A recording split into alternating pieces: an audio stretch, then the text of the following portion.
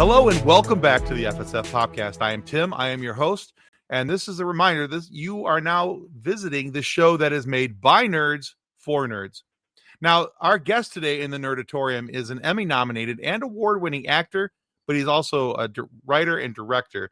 Now, this storyteller has been part of shows like A House Divided, Bronx SIU, The Walking Dead, The Purge, New Orleans NCIS. Now, among others, there's a whole litany of shows that our guest has been involved with on his resume. You can check that all out on IMDb. Now, but currently you're going to find him acting, writing, and directing for a show called The Madness of David Judge. I'm very excited to welcome Mike Mayhall to the show. Welcome to the show, Mike. Hey, Tim. Thanks for having me. Yeah, thank you for being here. I'm excited to have a chance to sit down and talk with you. One of the things that, and just our first question out of the gate, Mike, to every guest that's ever been a member of this little nerdatorium is the following, because we're nerds. We like a good origin story. We always want to know how the hero of our story got here. So you are the hero of today's story. Okay. So Mike, what is your origin story? What made you decide that you wanted to be an entertainer? Man, that's a really good question. My origin story. Let's see. I've always wanted to do it. And I can remember as a kid wanting to be on television. And I grew up in a little bitty town called Mandeville, Louisiana. It's outside of New Orleans. It's just this big of a town, especially, back when I was a young punk running around. Sure. I didn't understand really what it was. Like, TV was this magic thing that we only had one TV, one good TV and one tiny TV in my mom's house. I just wanted to be on it. I just knew that. And I remember not wanting to watch it because I wanted to be on it, but just having no concept of that. And so eventually I found out there was local theater in my hometown. Okay. So I got involved in that local theater. And then in high school, I got involved in like they had like an AV, total nerd, like, hey, look, this is a camera and this is a computer and this is how it all works together. Totally geeking out over that. And then got into theater in high school, got a little scholarship up to Northwestern State University in Natchitoches, Louisiana, an even smaller town than my hometown. Oh, wow. Okay. Yeah. If you live that, it's Steel Magnolias. That's what it's famous for. Steel Magnolias was filmed, okay. Right. But it's so small. But they had a great theater department. So I went there I crammed my 5 years into that degree. I stayed an extra year to study with some professors out there, and then just kind of went out into the world. While I was there, I learned sword fighting for stage, like rapier and dagger, broadsword, stuff like that. It's awesome, and I really liked it. And that kind of led to a job in Maine. I was Tybalt in the Maine Shakespeare Festival up there, but they had me do all the choreography. I fell in love with choreography, which then led me down to Orlando, Florida. And I got involved in all the stunt shows out there, the Sinbad stunt show, fantastic. Nice. What was it? Was it King Henry's Feast? Anything like sort of stunts. I started slowly getting into stunts. And then just one day I got my first professional SAG job as a stunt guy. And I was like, oh, this is cool. I showed up on set and they had a trailer with my name on it. And I was like, that is awesome. Like, I felt like I had arrived. Sure. And I just didn't look back after that. After that, it was like whatever I could do. I moved out to LA for a while, and then ended up back here in Louisiana where the film industry was, and just worked as a stunt guy, as an actor. Around 2012, I shot my first feature film. I was like, this is it. I want to make movies, independent film. That's it. This is what I want to do. And I just haven't looked back since. So that's kind of my origin story. So that's very cool. 30 years of life in 30 seconds. No, that was a great Cliff Notes version of the story. I like it. Thank you. All right. So let me ask this, because you're saying your town was really small. Yes. I too live in a really small town, but it's here in Michigan. So let's compare notes. So the great thing about Michigan is that it's one of the few areas in the United States of America, or the world, I think, for that matter, where you can say, where do you live? And I can go, I live right here. Because, we look like a mitten. But yeah, I live over there, just a little bit north of a town called Grand Rapids, Michigan.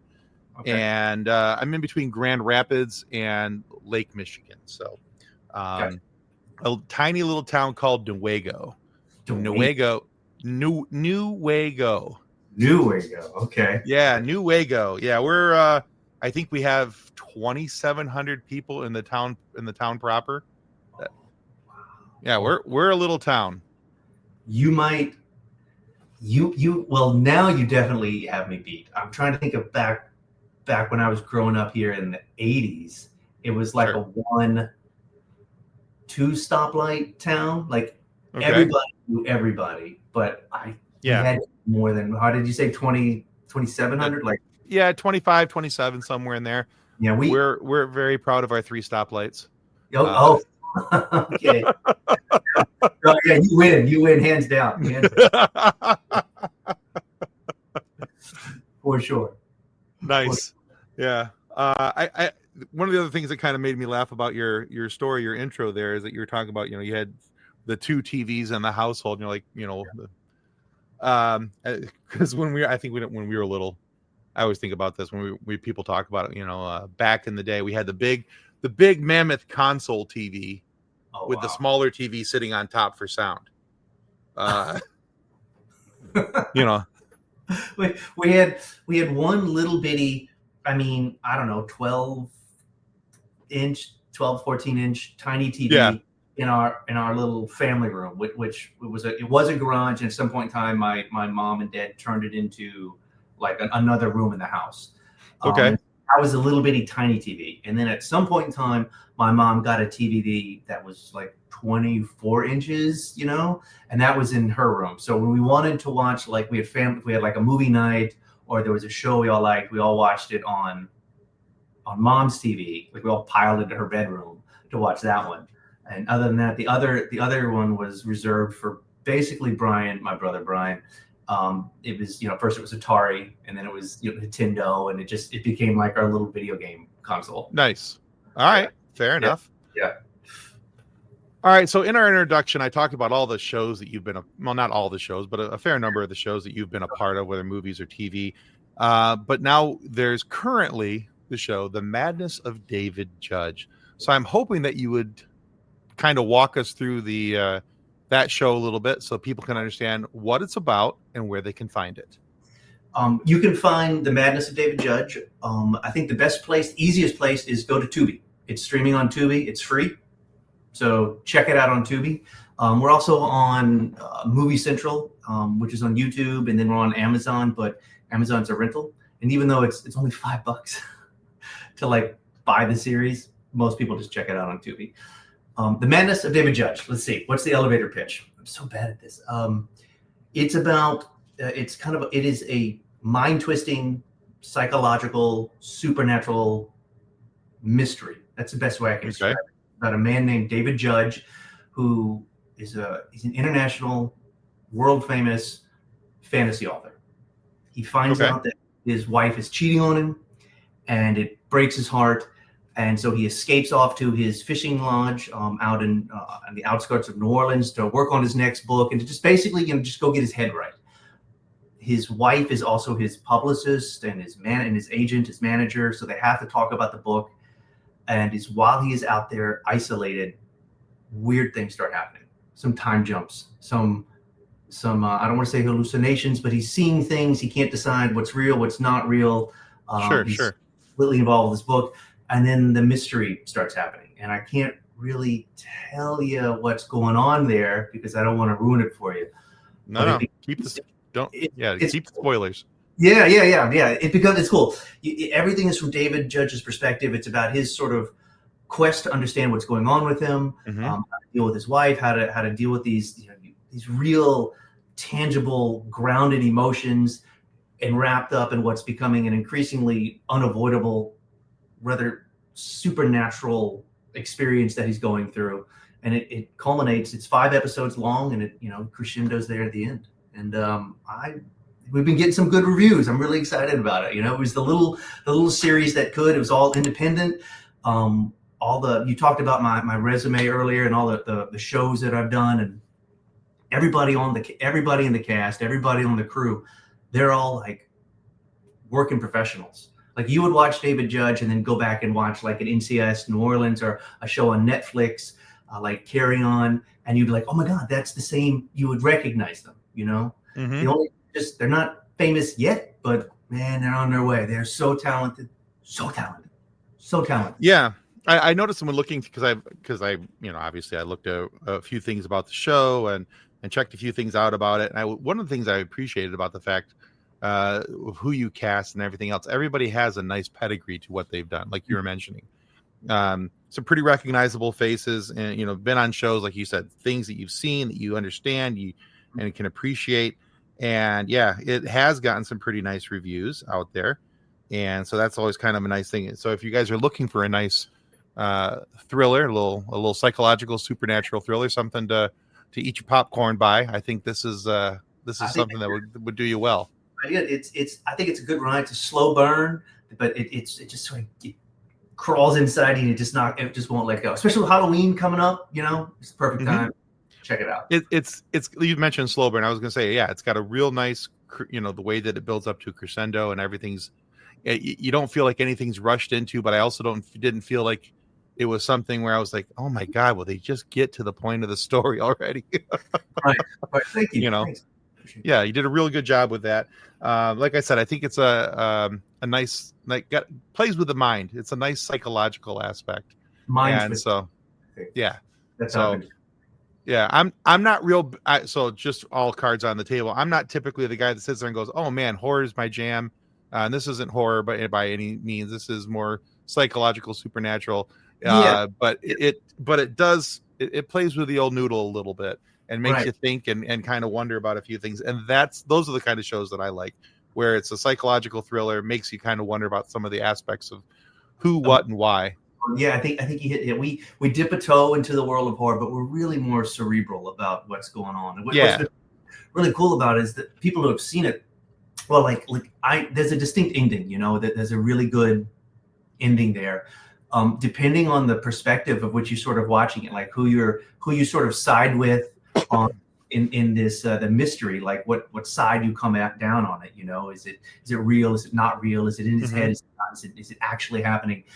You have a totally different perspective of the ending, and it's caused a lot of really great conversations, which I think is wonderful, because the worst thing you could do is watch something and just be like, meh, and you don't talk about it, you don't think about it, it doesn't stick with you. But I feel like this one seems to be sticking with people. They're talking about it, they're curious about, well, I think this and I think this, but that means this, and they're trying to they going back and connecting the dots. And what I really love about Madness of David Judge is, if you watch it once the first time, you understand what's happening, right?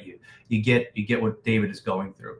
And if you have the desire and you go back and you watch it again, it's a completely different story, because now that you understand what David's going through, everything he says and does, completely different meaning. Everything that's happening to him has a completely different. Cool. You know what I'm saying? Like you're like, oh, yeah, that's cool. Oh, because you start lining up the timelines and how they all connect. And the first time going through it, you're just trying to figure it out, right? But once you understand it and you go back and you watch it, totally different vibe. That's cool. I'm gonna have to check that out again, because one of the things I love shows like that, where you can go in and you can watch it multiple times, and each time you pick up something different from a different point of view, a different mindset, a different exploration of this character's psyche versus that character's psyche, and all those things. And okay, yeah, you got me. Yeah, I'm telling you, it's cool. It's really cool. I mean, and even I wrote it, directed it, I did editing on it, and even now when I go back and watch it, I'm like, man, it really does that. That's cool. All right, so Mike, I went on a stroll through your Instagram, and I always like to go through people's Instagrams. It kind of, so that original question I asked you about origin story. Another reason why I asked that is because I like to know what makes people tick, why they do what they do, why they're involved and what they're involved with. Because a lot of times it's there's some pretty cool backstories as to why people are doing what they're doing. But also going through their Instagram page kind of helps me see who they are as a person and what they're interested in, and some of those things. But one of the things that I noticed as I strolled through your Instagram page, obviously, ton of promo stuff for Madness of David Judge, as you should. Absolutely. But what caught my attention most was not just that you were promoting the show, but you're highlighting all the people that worked on the show with you, and the actors, the camera guys, the lighting crew, editors, all these different people. And I thought that was so very cool. So let me ask you this. Thank you. Why do you highlight the folks and spotlight the folks that you work with? Because that's not something I see very often. I mean, they deserve it. I mean, that's the easiest answer. They 100% deserve it. Movies and television and projects like this do not happen in a vacuum. They just don't. I couldn't do it by myself, as much as I would want to. I may have all the ideas in the world, but if I don't have a camera guy and some actors and people who want to walk down this crazy road with me, it's just not going to happen. And they busted their butt. This project, it looks like, $1 million. It looks so good. Mm-hmm. And I'm not just saying that because of my involvement. It just jumps out at you. It looks great. But there were so it's very clean. Yes, thank you. There were so few of us involved. We were such a small crew, and they just worked. Everybody wore 3 or 4 or 5, 6 different hats. We all pitched together, rose and we rise and fall together. And they 100% deserve it. I didn't want to make it about me, and it's so easy to do on social media, and even me posting, trying to talk about them. It's a little bit from the me perspective, and I didn't want it to come off like that. I really, genuinely, honestly wanted to highlight these people because they just deserve it, man. I hope really good things come for everybody because of this project. Genuinely. That's cool. Yeah, I in this day and age of social media self-promotion, I always like to highlight it when I see people spotlighting somebody else. And especially because like you said, these shows that we watch, the movies that we watch, they're not made in a vacuum. It's not a one-person production, and so a lot of times these people, when shows and movies are getting promoted, nobody knows who the cameraman is, nobody knows who the lighting person was, the editor typically. You may see their names every once in a while if you're paying attention to the credits and things like that. But I think it's really cool that especially in the modern era of oh, look at me. You were taking the spotlight and going, oh, no, look at them. So to me, that's a really cool thing. And kudos to you for doing that. Thank you, brother. Thank you very much. Yeah. No, they just deserved it. It was great. I don't know what to say. They were amazing, and they deserve the accolade. 100%. Yeah. Very, very cool, man. I just, like I said, just wanted to highlight that. Thank you. Thanks for noticing that. I appreciate that. Yeah. All right. So also now, we'll turn the spotlight back to you because we're talking to you today. Now, a couple different places called you this, and I would think that this is an apropos title because of your involvement as a writer, as a director, as an actor. All 3 forms of those are forms of being a storyteller. Yeah. Now, typically, the place, we talked about this as well, where people grow up affects their storytelling. Now, for you, how did where you grow up affect the way that you tell stories? Wow. Man, that's another really great question. Thank you. I think that, let me think on that for a second. Small town, you'll understand this. There's no internet, there's no social media. That doesn't exist. It doesn't even, the thought of it hasn't even occurred yet. No cell phones. I grew up with the be home when the streetlights come on, right? Like, not that my parents didn't care where I was, but it was just like, don't set anything on fire, don't die, and be home when the streetlights come on. So all I have is my imagination. So we would go out and play. We would imagine things. We would just let it go. We were, knights, we were soldiers, cowboys and Indians. We were Indiana Jones. When Star Wars and Indiana Jones hit, we wanted to be Luke Skywalker and Han Solo and Indiana Jones. And so I think just my imagination just let loose.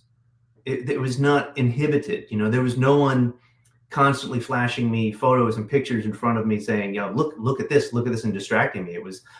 We had to come up with it. So I think that is probably had the biggest effect on my storytelling. And as I got older, and tried to learn, what storytelling was, the structure of it and things like that. I didn't really feel like, there was an adage of write what you know, but I was like, I don't really know anything, but I have this big imagination. I'm going to write what I imagine. And that's right. Right. Yeah. And I pull from my life and the people I know and little bits and things that I hear like that all the time. My first movie called Jake's Road, which is now called Death Hunt. Yeah, we had to change the name because for lawyer stuff, but Death Hunt, which I think is also on Tubi, Death Hunt. That a lot of that script is loosely based on my experience growing up at a hunting cabin that my stepfather used to own. It's still in his family, but he passed. And but we grew up going out there and tromping around in the woods and telling ghost stories and making all sorts of crap up. Sorry, I don't know if I could say that, but just making sort of all these stories up. And one of the stories we would tell to anybody, we would go out camping there, and anybody who came along who was new, we would tell the story about Jake, the guy who used to work at the camp and tend the land, but he went crazy and he thought that he owned the land, and he ended up killing some people out there, but they locked him away in a mental institution, so he's okay. But just know that it's called Jake's Road because of Jake. And we'd tell anybody who came out there with us this story, and then inevitably one of our friends would go around and bang on the wall. We'd have the owner of the camp. I remember we'd have the owner of the camp call, and he'd be like, "You got to get out of the cabin. You got to get out of the tank." He escaped, and when John, the owner of the camp, called, and everybody, we'd all play along, and we'd watch that one person just lose their mind over it. And it was sort of a rite of passage. We were 15, 16, 14, 15, 16, playing those pranks. We were growing up. We were out there at, the age of 8. But we played pranks like that, and those pranks those stories that we would tell and make up, and our adventures of just, drinking a little too much around the campfire all made it into that first movie, That's cool, man. So that's one way storytelling affects me. But I think it's, anybody who wants to be a storyteller, it's inevitable that you're going to write what you know, but just write, try to not inhibit yourself and just go for it. That's the hardest part. It's once you learn the tools, it's hard to work outside of them. And what you really want to be as a writer and a storyteller is just free to tell a story, Sure. Okay. Yeah. So let me ask you this, because you obviously, as a writer and actor and director, each of those are separate ways of telling stories and putting that story forward. Is there and this might be asking you what's your, which child is your favorite, but is there one of those hats that you prefer to wear over the other? This one scratches that storytelling itch just a little bit better than the others? Gosh, I think, in one way, I love them all. I have sort of I think directing is my favorite. It used to be acting, but I think directing has overtaken that somewhat. I love acting because, you can immerse yourself and get lost in that character, and you can put someone else's skin on for a little while and just sort of go and see what that feels like. As a director, I find that I'm a little bit of every character. It doesn't matter. I am a little bit of every single character that I'm directing, and that I love, because then I'm pulling the story out from all my actors. I'm working with them, and we're getting into the nitty gritty, and we're finding that story, right? The same thing with as a writer. As a writer, I am everybody, and then the characters take on a life of their own, and they are themselves. And I love editing because once you get done filming it, once it's in the can, and you actually sit down and you do the work to get the edit, you find all these different nuances that you sort of missed on the day when you were filming, because there's so much going on, and you try to focus and you try to zero in on everything. And sometimes the shot you think, oh man, that's the take, that's the one. It's not the one. It's the other one. There's something about the other one, the subtlety that you missed, or something you just didn't see it before. So they're all just, to me, it's all trying to get to the same thing, to get the show out there, to get the series out there. But the journey, each journey is different, and you can't rush one without the other. You can't rush the writing process. You got to let the actor do right. Yeah.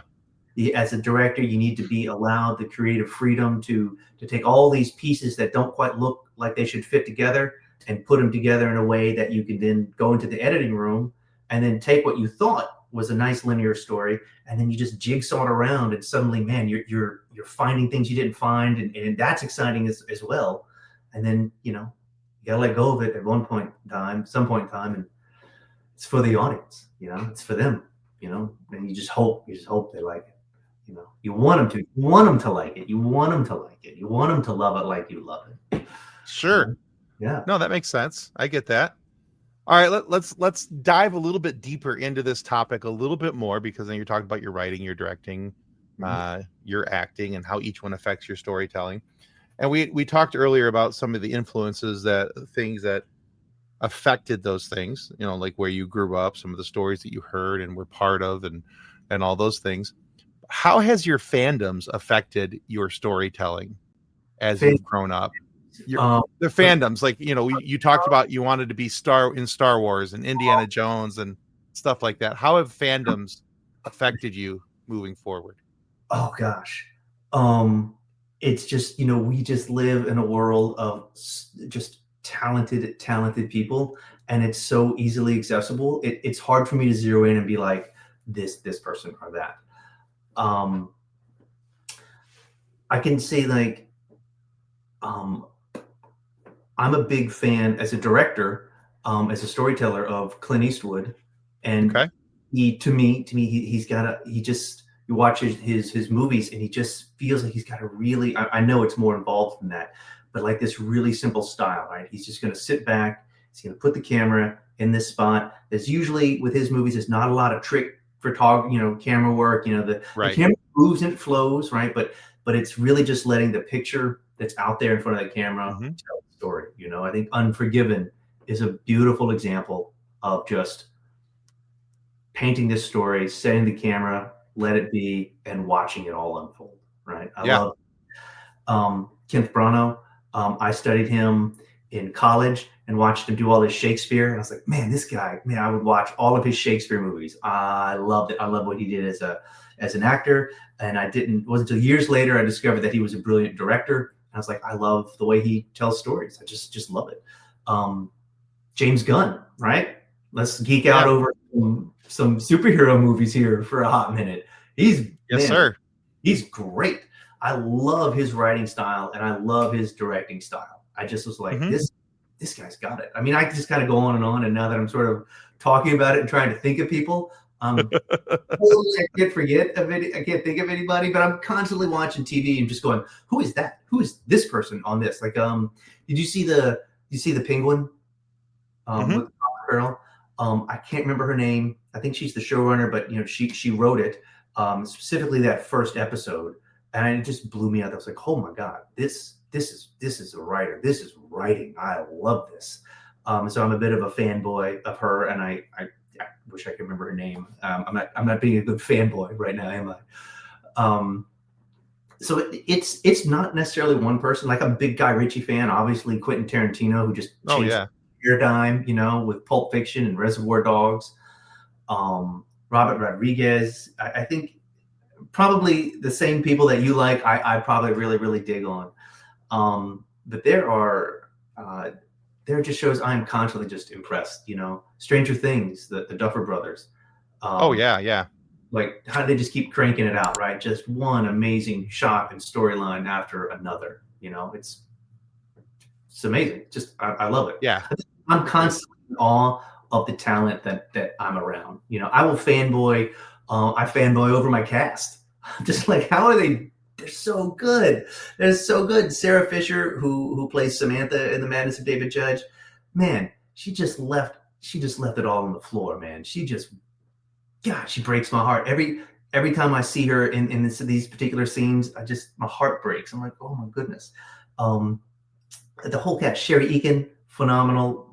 Jeremy Sandy, who plays David Judge, how he watching him create and in real time. And I named them, and I talk about my cast, not just for shameless plug of the show, but you talked about, being a fan.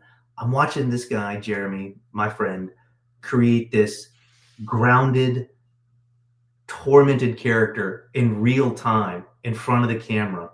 And I was in awe of it. I still am a little speechless over. I'm like, how he did that over such a long filming period with such intensity. It just blew my mind. They should all be stars on Netflix, as far as I'm concerned. So I geek out over talent. I just do. Wherever it might be. I dig it. Okay. Yeah. All right. So let me ask you this. I asked you some other questions that kind of tell me who and what you are and everything else. But one of the questions I've been asking people lately that I've really been enjoying this because it's actually given me some really nice recommendations. It's just very simply, I call this question suggestion time. What are you reading or listening to that everyone else should know about? Ooh, what am I reading or listening to? I'm reading a couple different things. Okay. I am reading the Dresden Files, who the author is. But are you familiar with it? You heard of them? I enjoy it. I just finished Brandon Sanderson's The Stormlight Archive. It's like five books. I don't know if you've read anything by Sanderson. I love him. It's been a while, but yeah, I have.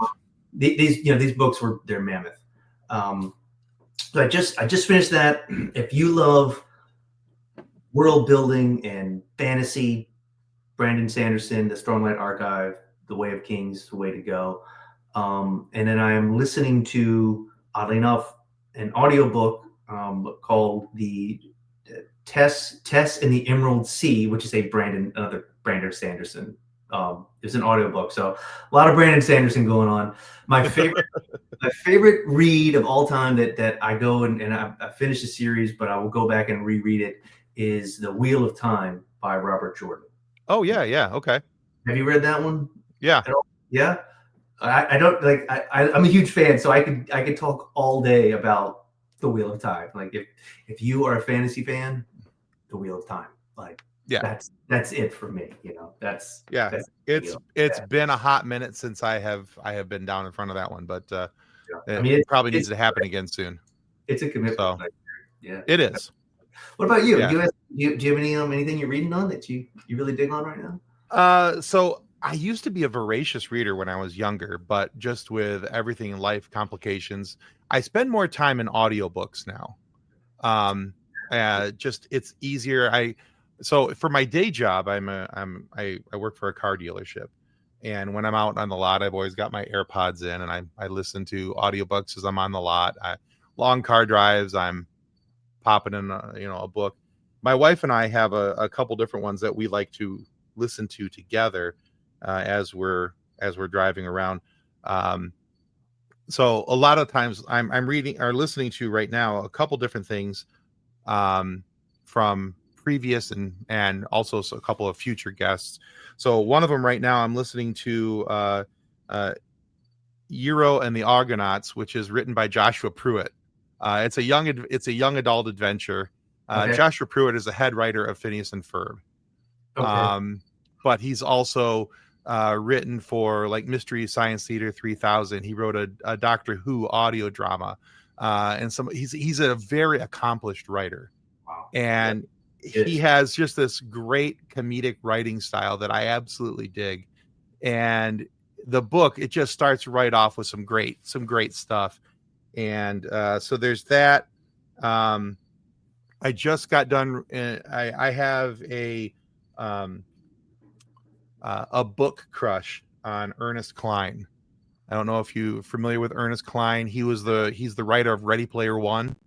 Oh, okay. Yeah. But he's also written one of my all-time favorite movies called Fanboys, which was directed by Kyle Newman. And Fanboys. Yeah. So Fanboys is all about this group of kids. I shouldn't call them because they're young adult men at this point, but this group of guys who decide that they are going to break into Star Wars Lucas Ranch and watch Phantom Menace before it gets released. Yes. Okay. Yeah. I saw it. Yeah. So I'm, like I mentioned earlier, I'm a massive Star Wars fan. So when I sit down and I watch Star Wars like constantly, I'll watch it all the way through chronological order, and then I'll start right back over the beginning and just play it in the background over and over and over and over again. But I will argue anybody to the death that Fanboys is Star Wars canon and must be watched before you sit down to watch Phantom Menace, because the ending of the movie Fanboys starts with the beginning of Phantom Menace. So it's like you end that movie and you go right into Phantom Menace. So the original trilogy, you watch the original trilogy? I watch all of it. No, I'm saying like, if you were to go your order, would you watch the original trilogy and then go into Fanboys and then go from Phantom Menace forward? No, I watch chronological order.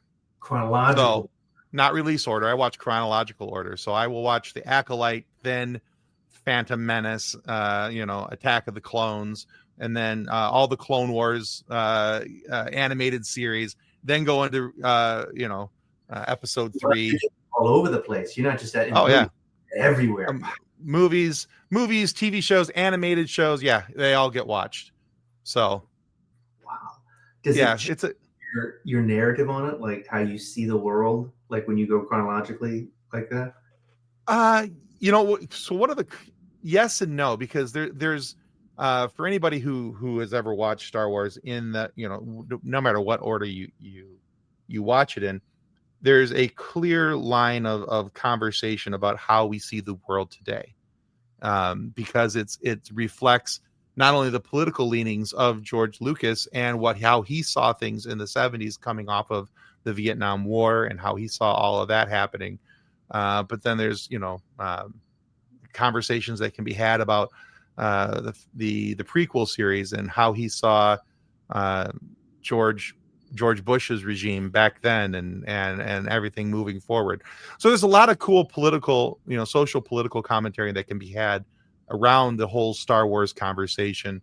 And it makes for a fun chat when you have somebody that's willing to have a conversation and not have an argument. But that's always kind of difficult when you start putting politics into things. It is. So, yeah. So, but yeah, and one of the things I love about that is that I interview a lot of people from Star Wars as well, is that I like having people challenge my perspective. And I don't mean challenge my perspective from the point of, we're going to have an argument about it. I mean, challenge my perspective from the standpoint of I saw it this way, you see it that way. And I like to have my perspective challenged, because there are things inside of Star Wars where I was like, I don't like that. And I don't think I'm ever going to watch that again. And I've had people on my show and they're like, well, what if you looked at it from this perspective? And so for instance, I'll give you a for instance, since we've already gone down this avenue a little bit. I was not a big fan of the movie Solo, the prequel of how Han Solo became Han Solo. There's two reasons for that. Number one, I am a massive fanboy of Harrison Ford. Anything Harrison Ford does, that's my dude. My son's middle name is Harrison. I'm a huge Harrison Ford fan. He's, Indiana Jones. Yeah. And Han Solo. He's all the cool Decker guys. from Blade Runner. He's all these things. The man's amazing. So, but it didn't have obviously Indiana Jones, but it didn't have Harrison Ford in it. And so I was already kind of a little salty about that. that Harrison, an Indiana, or I keep saying Indiana Jones. He was Sorry, Indiana. I put that Yeah. in your brain. I apologize. It doesn't take much to supplant thoughts into this brain. But so he was, he wasn't Solo in that movie, and that's fine. And I understood why they weren't doing that. But I kind of went into the theater going, well, it's not Harrison Ford. It can't be that good. So, and then there was parts about the story I didn't care for. But I talked to a couple people different later, and we talked about the movie and how it was written and why things were changed and what was going on. And all of a sudden I was like, oh, well, if I don't view it as a necessarily a Han Solo story, but I look at it as a space heist story, it takes on a different perspective. Takes on a whole different perspective, and the movie becomes different. And all of a sudden it's got a cool storyline, and it made me want to find out more about a couple different characters that are in the movie. And so I'm kind of excited about possibilities for them moving forward. So it was a good heist movie. But I feel like I share a little bit of your thought when I saw that. I was like, man, it would have been just so nice if Harrison Ford could have opened the movie and sort of said, "Oh God," the movie had a flashback aspect. Yeah, something that looped it in, because I enjoyed the movie for what it was, but at the same time I was like, I like not knowing about Han Solo and how Han Solo became Han Solo, because that's one of the things that makes Han Solo so freaking cool, right? Like, there was mystery, intrigue. Yeah, he's this dude. Yeah. He's smuggler that shot first, right? Yeah. And suck it, Greedo. Yeah. Absolutely. So, and then, but like, turns out he did want to do the right thing, right? So you kind of, you grew to, you loved him at first, but then you're like, I really like this dude, right? He's going to do right, when he shows up there at the end and helps Luke. And and he sticks around. But I didn't need to know anything other. I knew everything I needed to know the moment he shot Greedo. I was like, this is all I need to know about this dude. I like this dude. Yeah. Yeah, absolutely. Yeah. And the other reason why I struggled with the movie was, and it's a very small thing, but in every single Star Wars movie and a majority of the animated shows and TV shows, at some point, one of the characters uttered the phrase, "I've got a bad feeling about this." Now, in that, except for the Solo movie, when they're going through the maw and they're going to try and do the Kessel Run, he goes, "I've got a good feeling about this." And I was like, I wanted to throw something at the screen. I was like, no, he had the opportunity. That's right. And they probably wrote that. So then later on in life, he's like, he doesn't have a good, right. So he could be salty about things later. I was like, yeah, I get it. He hadn't been burnt enough yet. I get it, but still. But like I said, it was just all kinds of saltiness. I had to have my perspective challenged, and it helped me to see things differently. So I like that, whether it's about books or movies or music. I'm a big music fan, and having people challenge my perspective on things, because I think that if we're willing to have our perspectives challenged on those things, it allows us to have a better worldview when it comes to topics that matter, about how we interact with one another and how we treat one another and how we talk to one another, allowing to have our perspectives challenged. I agree. You can't grow without a little bit of challenge, Absolutely. To grow. And it's an easily relatable thing, right? We can disagree about one thing, but if we both agree on Star Wars, we both like that. We just like it from different directions. We can find something else that we can maybe spring onto and be like, okay, here's some more common ground, and here's some more. Yeah, absolutely. Build from that, No, I hear what you're absolutely. saying. I agree with you. I agree. All right, Mike. We have gotten to the point where I need to ask you a silly question. Okay. All right. It's actually not all that silly. It comes from our one of my team members here. She was out with her daughter, and they asked her daughter this question, who was, I think, 6 at the time. She's 7 now, but she was like 6 at the time, 5.5, 6, somewhere in there. But they asked this of her daughter, but not of Kathleen. And Kathleen was like, well, that's rude. You should always be asked this question. So, Mike Mayhall, yes, what's your favorite dinosaur? Brontosaurus, man. There you go. Nice. All right. Yeah. Easy peasy. That was quick. Brontosaurus. Absolutely. Gotta love it. All right. I mean, don't get me wrong. I like the T-Rex, but for some reason, when I was a kid, I was all about the Brontosaurus. All right. Yeah. Land Before Time influence?